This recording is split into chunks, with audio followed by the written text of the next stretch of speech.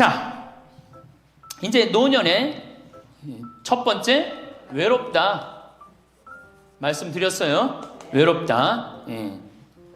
두 번째로는 노년에 이 자식들하고 문제예요. 자식들하고 갈등이 생기기 시작해요.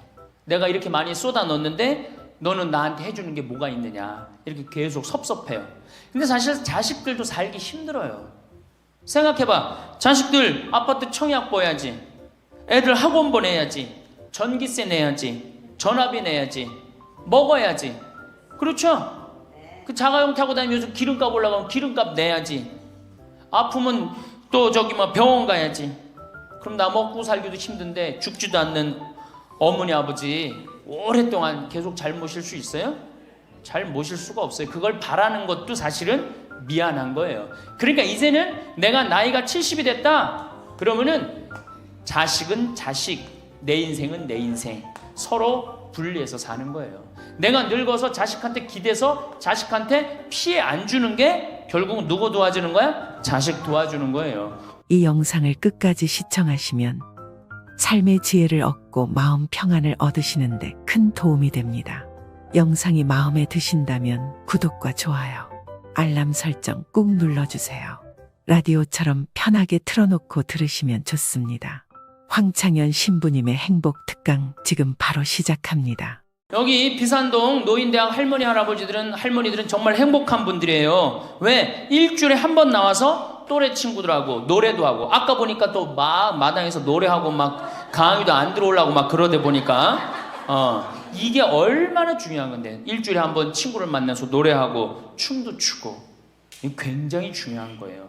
그래서 노인대학 중간에 관두지 마세요. 죽을 때까지 다녀. 죽을 때까지. 예. 그거 가면 밥도 그냥 주잖아.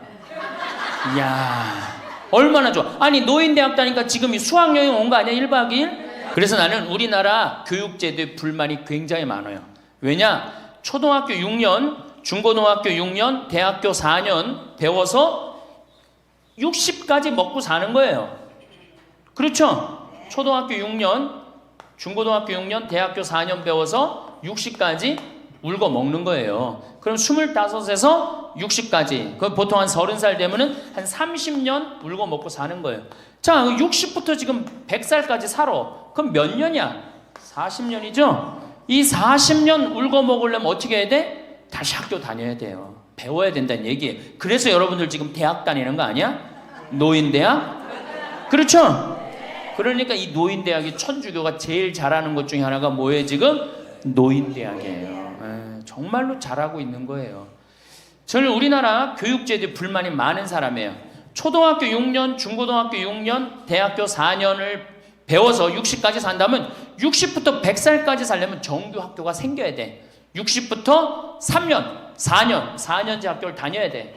그래서 지금 초등학교를 세우는 게 중요한 게 아니라 시니어, 노인 대학을 전부 다 동네마다 학교에 세워갖고 60살 되면은 아예 여기 의무 교육을 해야 돼. 4년 동안 배워갖고 나머지 100년, 40년 살 거를 재산 관리는 어떻게 하고, 건강 관리는 어떻게 하고, 친구 관리는 어떻게 하고, 본인이 이제까지 살아온 그 재능을 어떻게 키워주는 거. 그래서 이 학교 안 나오면 살지 말어, 100살까지.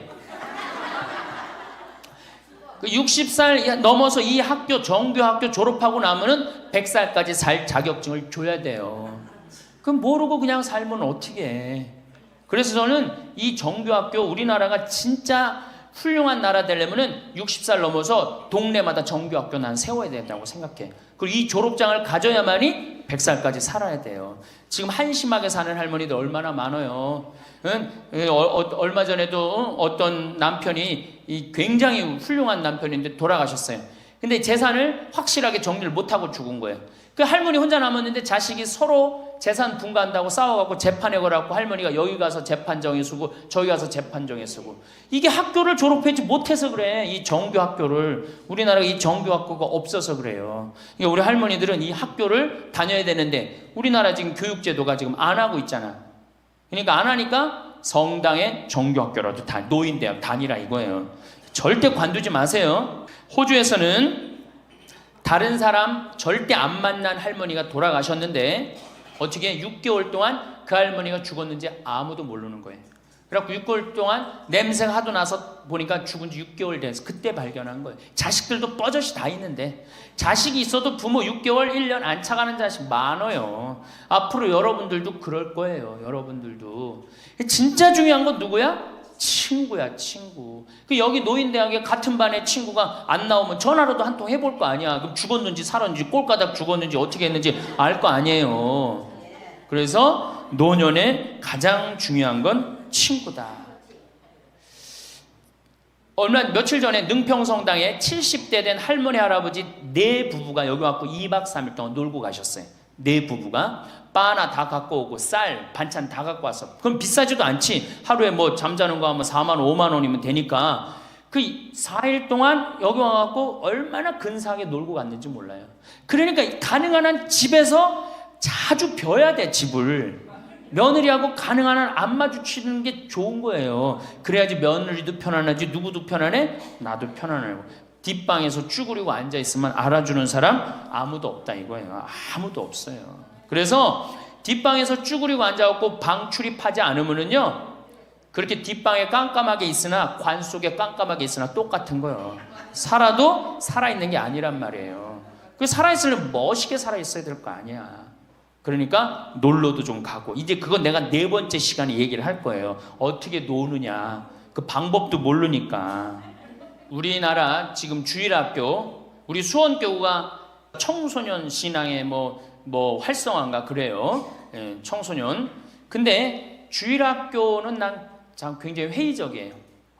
왜냐하면 우리나라 교육제도에서요, 신앙생활을 잘할 수 있는 교육제도가 아니에요. 우리나라 교육제도가.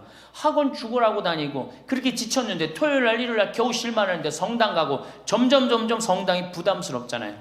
그러니까 주일학교에 있는 돈 없는 돈 다 쏟아넣어. 보좌신부가 그냥 총력을 기울여. 주일학교에 그 6학년 졸업하고 나면은 이놈들이 중고등학교 가면요, 학원 다니고 대학 가야 된다고 성당 다 안 나와요. 그러니까 초등학교가 1000명이면은 중고등학교는 100명으로 줄어들어요. 여기다 뭘 돈을 쏟아넣고 그래. 주일학교 2박 3일 여름 피정 데리고 가는 것보다 진짜 중요한 건 노인대학이야. 노인대학. 노인대학은요, 줄어들지도 않아. 죽지도 않으니까 줄어들지도 않고 그대로 가는 거야. 얼마나 좋아. 그리고 성당 평일 미사 다 메우는 사람들 누구야? 할머니 할아버지들 아니야. 주일날 성당 다 메우는 사람들 누구야? 연령 저 초상 남은 거기 갖고 연도 다 바치는 사람들 누구야?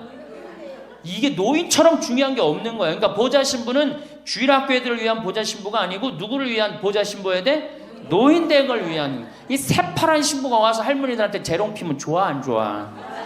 그냥 우리 할머니들 보좌 신부 보기만 해도 좋죠? 근데 왜 그 보좌 신부를 주일학교 애들한테 쏟아 넣느냐고.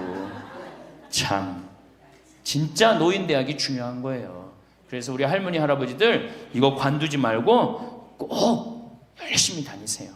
아셨어요? 네. 자, 이제 노년에 첫 번째 외롭다 말씀드렸어요. 외롭다. 네. 두 번째로는 노년에 이 자식들하고 문제예요. 자식들하고 갈등이 생기기 시작해요. 내가 이렇게 많이 쏟아 넣었는데 너는 나한테 해주는 게 뭐가 있느냐, 이렇게 계속 섭섭해요. 근데 사실 자식들도 살기 힘들어요. 생각해봐. 자식들 아파트 청약 보야지, 애들 학원 보내야지, 전기세 내야지, 전화비 내야지, 먹어야지. 그렇죠? 그 자가용 타고 다니면 요즘 기름값 올라가면 기름값 내야지. 아프면 또 병원 가야지. 그럼 나 먹고 살기도 힘든데 죽지도 않는 어머니 아버지 오랫동안 계속 잘 모실 수 있어요? 잘 모실 수가 없어요. 그걸 바라는 것도 사실은 미안한 거예요. 그러니까 이제는 내가 나이가 70이 됐다 그러면은 자식은 자식, 내 인생은 내 인생, 서로 분리해서 사는 거예요. 내가 늙어서 자식한테 기대서 자식한테 피해 안 주는 게 결국 누구 도와주는 거야? 자식 도와주는 거예요. 혹시 여기 할머니 할아버지들 중에, 할머니들 중에 내가 그런 의식이 있다, 내가 늙어서 자식한테 호강을 받아야 되겠다, 이런 의식이 있으면 빨리 버리세요. 이제 나 혼자 내 인생 살아가야 된다. 그게 가장 중요한 생각이에요. 그래야지 나중에 자식도 부모한테 계속 사랑을 할 수가 있어요. 가기만 하면 원망하고 이번 추석 때도 그런 사람들 많을 거야. 많이 싸웠을 거야. 응? 옆집 할망구는 아들이 와갖고 냉면도 사주고 갈비도 사줬다는데 나는 큰아들이 사줄래나 둘째 아들이 사줄래나 막내딸이 사줄래나 근데 나한테 사주는 놈 한 놈 없다. 그러면 자식들이 지겨운 거예요. 하루 이틀 그 소리 하는 것도 아니고. 나는요 냉면 먹고 싶으면요 내 돈 주고 내가 가서 사 먹어요. 냉면 먹고 싶은 거 누구만 알아? 내가 지금 냉면 먹고 싶은 거 누구만 알아? 나만 아는 거야. 나만 아니까 누가 나한테 사줘야 돼? 내가 나한테 사줘야 되는 거야. 내가 나한테. 누구한테 그걸 사주기를 원해. 70, 80이 돼서. 그래서 제발 재산, 집 자식한테 물려줄 생각하지 말고 집 은행에 담보로 맡기고 다 쓰다가 통장에 얼마만 남기고 주고? 이제 교육의 효과가 나옵니다. 500만 원만 남기고 죽어요. 모자라는 거는 뭘로 충당하면 돼? 부조금으로 충당하면 돼. 그 죽을 땐 어떻게 죽어? 꼴까닥 죽으면 돼요. 자, 미국은 집으로 깔고 있는 게 30%, 금융자산이 70%예요. 할머니, 할아버지들이. 집으로 깔고 있는 게 30%, 금융자산이 70%예요. 그래갖고 70%를 쓰다가 죽어요, 미국은. 우리나라는 집으로 깔고 있는 게 90%, 금융자산이 10%야. 그러니까 뭐 하고 싶어도 돈 있어요, 없어요? 돈이 없는 거야. 오로지 뭐만 하나 쥐고 앉아 있는 거야? 집만 하나 쥐고 앉아 있는 거야. 그 쥐고 앉아서 죽을 때 누구한테 물려주려고? 자식한테 물려주려고. 그런데 문제는 뭐냐? 자식이 그 집을 물려받을 때 몇 살이에요? 70이에요. 내가 90에서 지금 대개 100살에 죽는단 말이야. 그럼 자식이 몇 살에 그 집 물려받아? 70에 물려받아. 70에 물려받을 의미가 있어요, 없어요? 의미가 없어요. 차라리 이 집 정리해갖고 나도 맛있는 거 먹고 구경하고 싶은 거 구경하고 돌아다니고 싶은 거 돌아다니다가 자식한테 자식도 같이 쓰다가 죽는 게 낫지. 집 남겨놓으면은 반은 국가가 갖고 가고 반은 네가 더 갖느냐 내가 더 갖느냐 싸운단 말이에요. 반은. 우리 어머니 아버지를 제가 작년에 성지순례를 모시고 왔어요. 근데 어머니 아버지한테 그랬어요. 어머니 예수님 태어난 데는 봐야 될 거 아니냐. 아버지 이 교황님 사는 베드로 성전은 봐야 될 거 아니야. 그렇게 신앙생활을 했으면은. 근데 아버님이 77, 어머니가 75이었을 때 내가 모시고 갔어요. 그랬더니 아버지, 어머니가 그러는 거야. 아유, 길에서 죽기 싫다는 거예요. 비행기 14시간 타기 싫다는 거예요. 우리 외삼촌이 미국에 가서 돌아가셨거든요. 여행 갔다가. 그래서 내가 그랬어요. 걱정하지 말라고. 그리고 자식들이 이미 돈을 다 모아놨기 때문에 어머니, 아버지 이거 취소하면 안 된다고. 그래, 3달 전에 가서 말씀을 드리니 2달 전에 집에 가보니까 어머니 아버지가 손잡고 산에 올라갔다 내려갔다 하더라고. 길에서 안 죽으려고. 한 달 전에 가보니까 여행 옷 다 입고 뭐 운동화도 다 했어요. 제가 여행을 모시고 갔는데 비행기에선 잘 자고 중간에 뭐 2번에 밥 나오네 2번 다 먹고 또 잘 주무시고 성지에 딱 그 순례를 하는데 제일 먼저 일어나고 제일 앞장서서 걸어가고 제일 잘 먹는 거. 잠도 잘 자고. 누가 77이라고 그래요. 그래갖고 토요일날 밤 10시에 집에 들어왔어요. 한국에 들어와갖고 나하고 한 15분이 우리 어머니 아버지하고 성주순례를 갔는데 다음날 10시에 내가 전화를 했어요.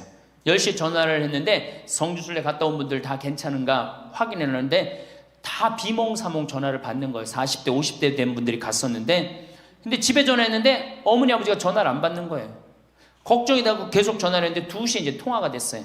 아유, 왜 전화 안 받느냐고. 아버지는 약수터에 물 들어가고요. 어머니는 머리하러 가신 거야. 그렇게 13일 동안을 여행을 갔다 오고 다음 날도 안 죽어요. 지금 77, 75 말도 아니에요. 그렇게 모시고 여행을 갔다 왔더니 지난달에 내가 집에 가고 어머니 아버지하고 전심 같이 갈비 먹었어요. 그야말로 갈비를 먹는데 어머니가 그러는 거예요. 신부님, 작년에 신부님이 저기 막 성주순례 유럽 갔다 온다고 여행 가방을 이쁜 걸 사주었는데 집에 그 여행 가방이 이렇게 앉아 있는데 여행 가방이 너무 아깝다고. 저 여행 가방이 또 가자 이거지. 그래서 제가 그랬어요. 알았다고. 올해는 경제가 어려우니까 내년에 내가 모시고 가겠다고. 그래서 내년 모시고 갈 계획이에요. 왜? 이제는 인생이 휴가란 말이야. 휴가니까 정말로 인생을 즐겁게 살고 좀 하느님께 영광 드리고 감사하면서 살다가 떠날 때 부조금은 어머니 이름으로 부조금이 들어오면 어머니 이름으로 과원에 집 한 채 줘줄 거고, 아버지가 돌아가시면 아버지 이름으로 집 한 채 드리고, 그리고 아무것도 남기지 않고 가시는 거예요. 그게 멋있는 거예요. 그러니까 제발 욕심을 버리세요.